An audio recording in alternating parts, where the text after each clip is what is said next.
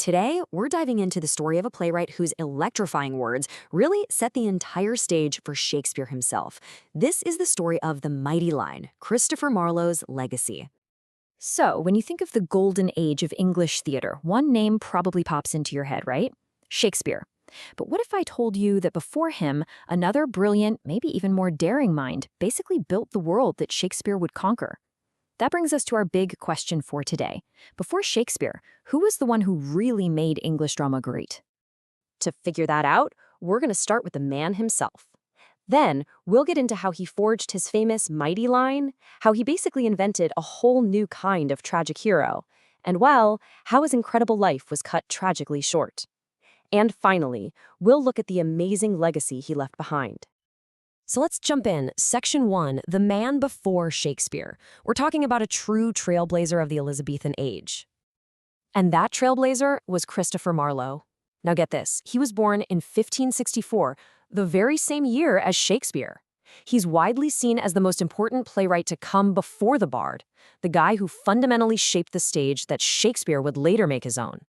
So what did he actually do that was so revolutionary? Well, that brings us to his first huge innovation. Section 2, forging the mighty line, or how Marlowe completely changed the way theater sounded. He did it with something called blank verse. Now that's just a fancy term for unrhymed iambic pentameter. You know, that classic heartbeat rhythm, da-dum, da-dum, da-dum. Before Marlowe, a lot of stage dialogue was kind of stiff, very formal and rhymey. He just unleashed this form, making it sound powerful, poetic, and so much more natural. His style was so influential it got its own nickname, Marlowe's Mighty Line, and it became the gold standard for English drama. And if you want to feel the power of that, just listen to this line from his masterpiece, Dr. Faustus. Was this the face that launched 1,000 ships and burnt the topless towers of Ilium? I mean, you can just hear the epic scale in those words. It's muscular, it's poetic, and for the theater at that time, this was absolutely mind-blowing. But Marlowe didn't just change how characters spoke, he completely changed the kinds of characters you saw on stage. Which brings us to Section 3, how he basically invented the tragic hero as we know it. See, Marlowe created this new kind of protagonist, the Marlowean hero. And this wasn't just some flawed character. This was a larger-than-life figure. They are incredibly, dangerously ambitious. They're driven by this all-consuming hunger for ultimate power, or knowledge, or greatness. And here's the kicker. They are always destroyed by their own massive pride.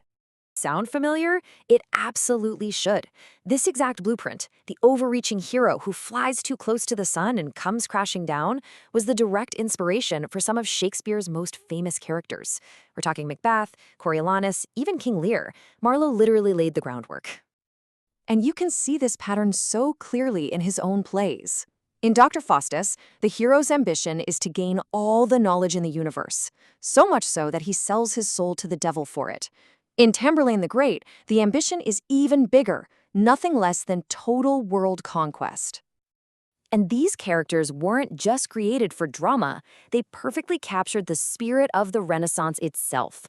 This was an era all about questioning old limits, celebrating human potential, and this powerful, often dangerous thirst for more knowledge and more glory.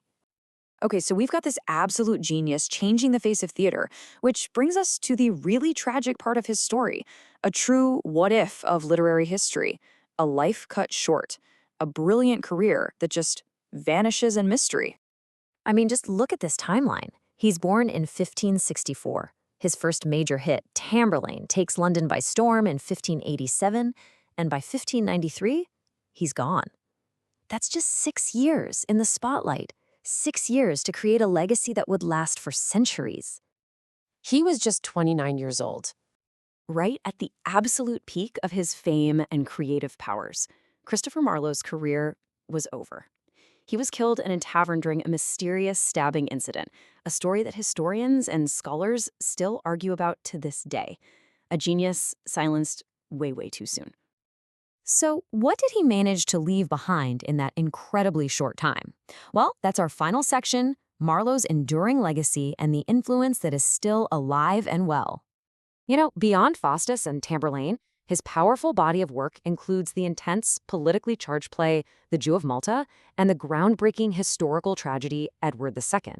And he wasn't just a playwright. He also wrote one of the most famous poems in the English language, The Passionate Shepherd to His Love.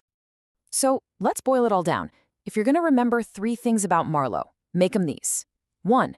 He took blank verse, his mighty line, and made it the absolute standard for English drama. 2. He created the blueprint for the ambitious, prideful, and ultimately doomed tragic hero. And 3. He captured the fiery, ambitious spirit of the Renaissance and put it right there on stage for everyone to see. And that leaves us with one final, kind of haunting question. Marlowe did all of this by the time he was 29. So you just have to wonder, what other masterpieces, what incredible stories were lost to the world when he died?